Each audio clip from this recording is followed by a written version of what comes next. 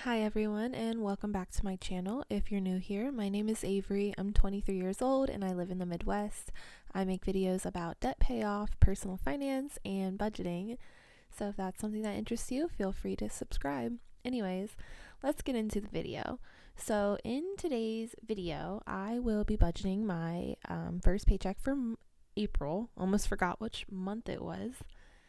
And I am also going to be maybe adjusting my budget a little bit while I do it. So let's go ahead and enter the income since I forgot to do that. Okay, so let me find it on here. Full-time job. Okay. I'm going to go ahead and enter the income early because I wanted to get this video filmed as soon as possible. I'm going to get paid tomorrow, so it's completely fine, in my opinion, to budget it now. And I also wanted to make this video and talk a little bit about the student loan forbearance being extended again. So if you've watched any of my previous videos, you would know that I have been saving for my student loans. How do you enter it now? Maybe I'll just change the date, okay? I have been saving for my student loans, and I currently have $3,280 saved for them out of $22,000. So, and I've started saving for those in October after I paid off my car. So I have been saving for those, and it's been kind of a little frustrating making saving for something that you don't know if you'll need to spend or not. I mean, I know in a sense that forgiveness is not gonna happen. Like, I would be shocked if anything happened with forgiving any part of federal student loans. Of course, I would welcome it with open arms, but I'm not relying on that in the slightest. But with that being said, it does kind of feel like the uncertainty of when loans are going to go back into repayment can get like it can weigh you down, you know? And especially when you're doing something, I was thinking about this today. After I saw the announcement, I was thinking about how when you save up the money in your bank account and you plan on making a large payment, it can, it's like very visual how much money you have to put towards something, a decision that you made in the past. And that can be a little, depending on how you feel about that decision to take on that debt, it can be a little depressing. Like, I know when I was in college, like looking back on it, I could have definitely optimized my budget a little more. I was getting a lot of scholarships and grants, and then my school was offering like loans for like the last $3,000 or $4,000 of the cost of attendance. Like, I work a lot, and I worked a lot in college too. I had savings. Could I really have not have just figured out a way to cover that remaining amount of my living expenses? I don't know, just something to think about. But, you know, when I save up $3,000 in my bank account and it sits in my bank, I can't help but to wonder, like, I wish I could just put that money towards other things. When you make monthly payments towards like a debt, you don't even notice. I feel like it's not as obvious, like how much you're losing when you have to pay for a past decision. Does that make sense? Like, when I was paying off my car, I took out a car loan in September of 2020. The first payment was in October. I took out a loan for $10,808, and I paid that off actually in exactly 1 year. But I worked a lot to do that, and it was, even then, it still doesn't, like, I wasn't saving up the money like I am now with student loans since they're in forbearance. My car loan was an active repayment. I could see the interest accruing, so I was just like throwing every dollar that I had towards it. But with this, it's like my bank account balance gets higher and higher, but I know like it's not for me. It's for like the government. And I'm like, it just kind of sucks. Like, you can't go back and change like the decisions that you made. You can only like go forward with what the knowledge you have now. But like the uncertainty, like with student loans, I kind of have mixed feelings about it personally.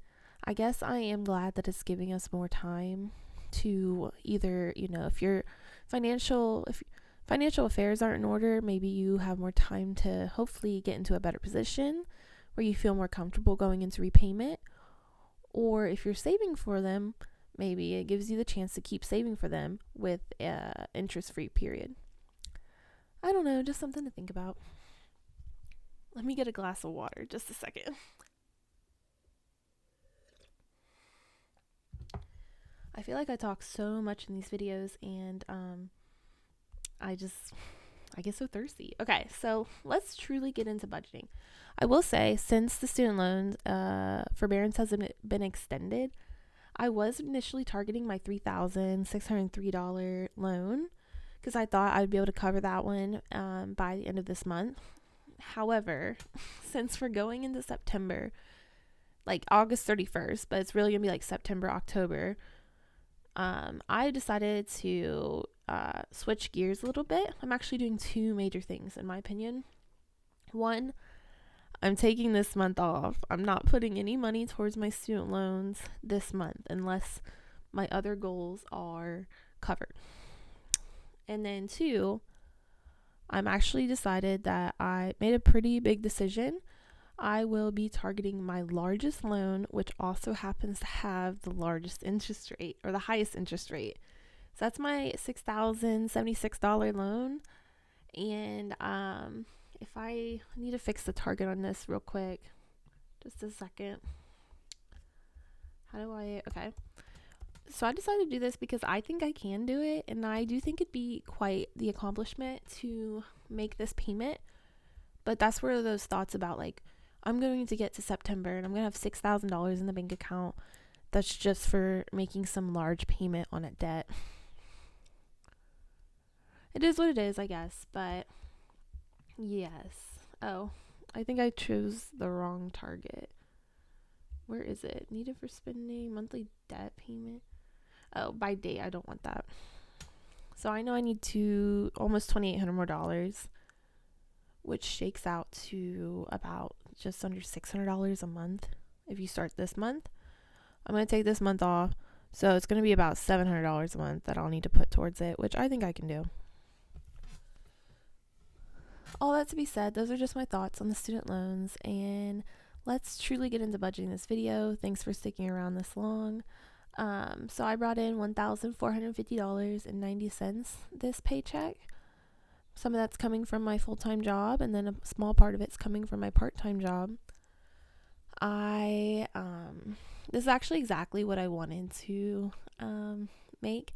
I don't usually set like income goals, but I was kind of hoping for this because sometimes I do like a projected budget, like just to get myself in the idea of like how I'm going to budget on camera, to hopefully not ramble or just like sit there indecisive forever. But here we are.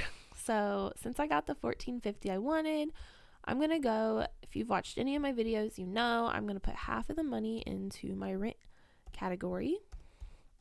And then a change is my rent holding category. I'm no longer going to add money to that. I do know what my rent increase will be. It's $25 a month. I have the $300 saved. So that'll go towards my rent when my lease renews in July, and the increase like takes effect. But what I am going to do is I'm going to start my future moving fund.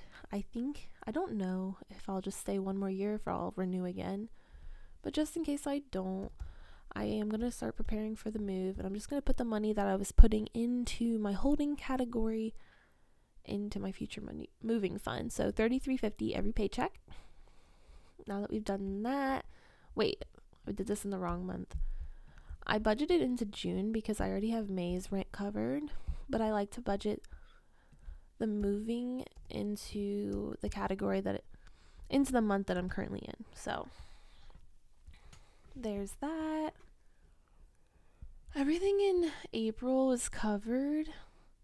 And sorry if I'm out of breath. I don't know. Sometimes I feel like my sinuses, I get kind of congested. So sorry about that as well. But just so some context. But everything in April is covered. This 42 cents underfunded is a lie. YNAB hates me. I don't understand why. I have to do things like that sometimes. I did a cash back on my like journey card and it brought in 42 cents, but now it's messed up like this goal. Sometimes the goals are like too finicky for me. Like, can you not tell that I have 1173 in the account? I need 1173. How are we 96% funded? I don't understand the logic in that. I feel like it should know, but oh well. Let's go into May. I am underfunded by 771.09. I'm going to cover $400. I thought I was underfunded by slightly more, but I've been tweaking my budget a lot lately, so maybe it makes sense. But let's go ahead and cover about $400 of this. So transportation, I'm increasing it by $5 in May. I'm just thinking, inflation. Let's do car insurance. Sure. I guess it doesn't matter which categories I fund. Let's do groceries and dining out. Medical. I'm getting to a point with some of my sinking funds. Like auto maintenance is a good one, wherever it's at. Oh, it's right here. Where I'm like, how high do I want this to be? Like, I really would love to free up some cash in my budget, but I can't do it until I'm at like a comfortable point with some of these sinking funds. I know with medical, I'd love to have like $2,000 saved. That would be like 2 years worth of my out-of-pocket max. But in order to save that much money, I would have to like concentrate on that goal, and it's just not something I want to concentrate on right now. But yeah. So, just some thoughts I've been having, like how can I free up cash to make it just so I can like, I would feel like I have too many small goals. Like I want to front load some of these goals, Oh, I sometimes just click on these. I'm not even looking. Okay, let's take out this one, and then let's do Christmas. No, gifts. Okay, gifts. That's good. Or I guess I can just do the $393.13.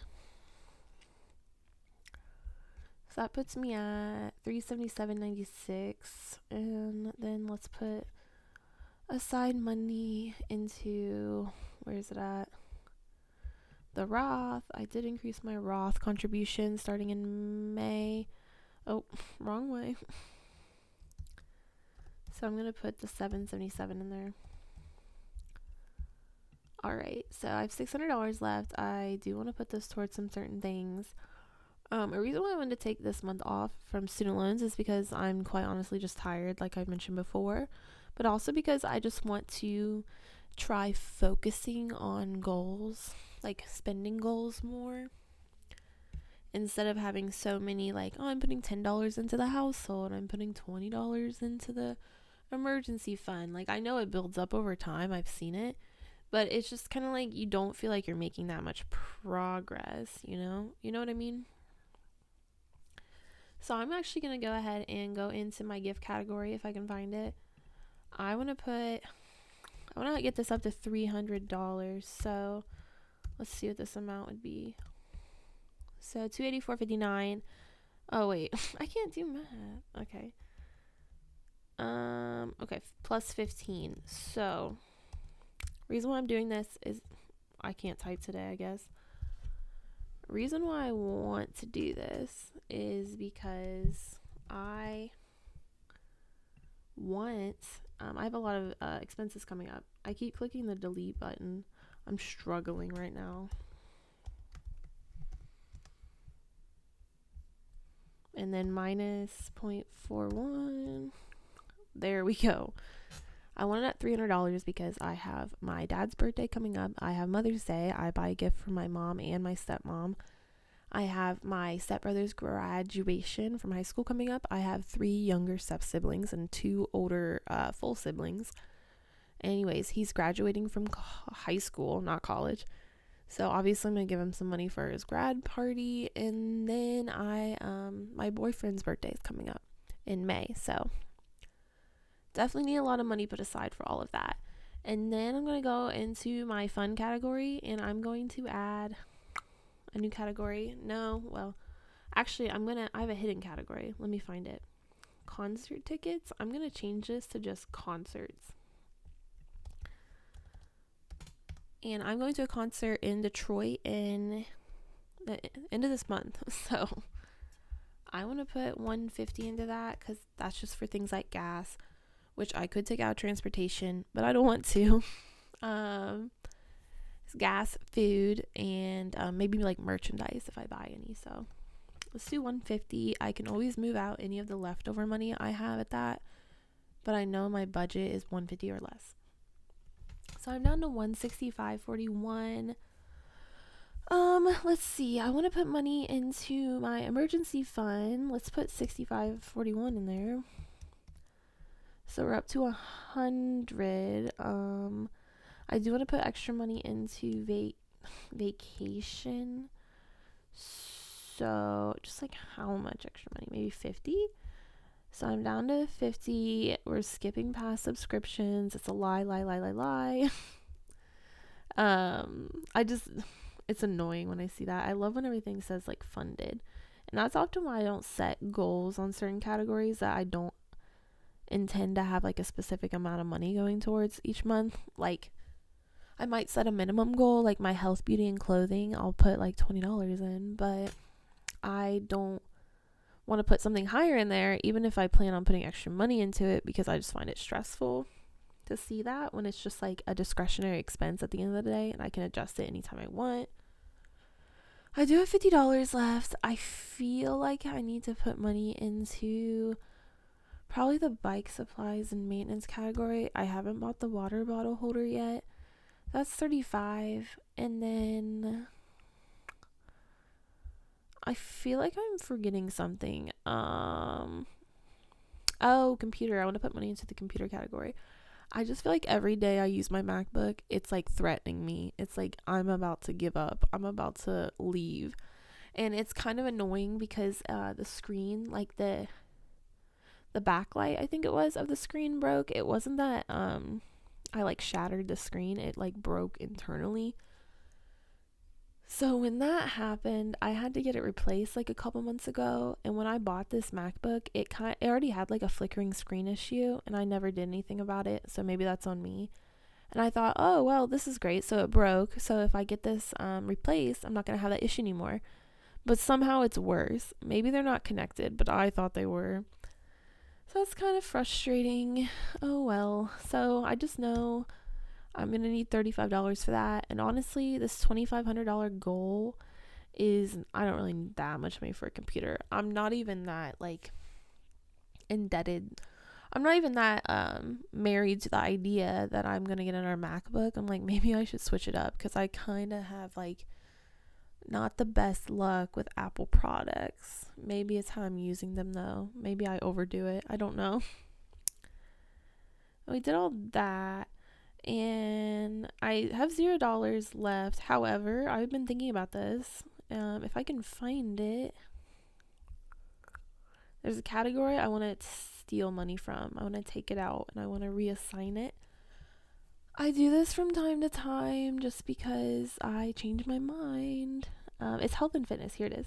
I put $65 in there after I quit my gym membership. And this was to pay for a yearly membership at like the community rec center by me. However, since the weather is nice, I'm not working out in a gym. That's not my thing. So I don't need this money right now. And I can spend this money when I am in like winter. Gym is like a winter event for me. So let's put it back in the ready to assign. I still haven't like got into yoga. I'm also just kind of like, I don't want to start doing yoga. Because if I get into it again, like taking classes, I know I can do YouTube. But if I get into taking classes again, it's just like another monthly expense that I honestly just don't feel comfortable taking on right now when I have all these other goals in mind. So I take the $65 out of fitness. Let me check my notes and see if I have anything in particular I want to put the money towards. I think I want to try and... part of me is saying like put it in the car insurance category because my last time I had the car insurance, I ended up funding that category early. Oh, and something I wanted to mention is that I funded my renter's insurance early when I did my monthly rollover, and I funded my YNAB subscription early. So just to clean up my budget a little bit. So $65, let's put it, part of me saying like put it into the emergency fund. So if I can reach my goal of $3,000, I can kind of lay off that for a little bit. And then another part of me is like, could put it towards vacation because I do kind of want to get more money in there, especially if I'm going to go to New York City like I'm thinking about at the end of summer. I could put it in health, beauty, and clothing just because I need more clothes, but it's not the end of the world if I don't put money in there. That's how I feel about a lot of these things. Like, I could put money into household, but is it that big of a deal? Let's do, I think we're gonna like split the difference. Let's put $15 more into my computer category because my computer just scares me sometimes. And let's put $50 into the emergency fund because that's another thing. Like, if I'm saving up for my student loans with the expectation that I'm going to dump that money out of my account one day, why? I just want to make sure I actually have a stockpile of like money in my account. Does that make sense? And that's like putting money towards the emergency fund more aggressively would cause me to have more money in my account because I don't actively spend the money in the emergency fund. Like, even if there was something like an unexpected expense that comes up, I would pull from my other true expenses categories first before I would touch the emergency fund. So just something to think about. But oh, I lost the category. Okay, let's put $50 in there. So we're at $179. We're almost at $1,800. I'm gonna steal money from another category just to like get up to that point. How much money do I need to steal though? For $459. Let's hope I got the math correct. And I'm gonna steal it from a household because I'm not gonna make any big household money decisions. Like, I might buy toilet paper, but I'm not gonna buy like decorations or anything like that. Okay, nailed that. Sometimes I'm really good at the math, other times I'm terrible at it. But anyways, that is the end of the video. Well, looking forward, I am going to post my first like official net worth update. I was just trying to figure out like a good way to show that and also how to calculate it. Like, I was struggling with that a little bit. So I will post that later this week and hopefully I did it properly. And then I'm also going to do a goals check-in. So from my like 2022 financial goals video. So that's something to look forward to. Thank you so much for watching. I hope you enjoyed this video. If you did, please give it a like. It really helps out my channel. If you have any questions or comments about student loans, let me know. Yeah, so thank you for watching. I will see you in the next one. Bye.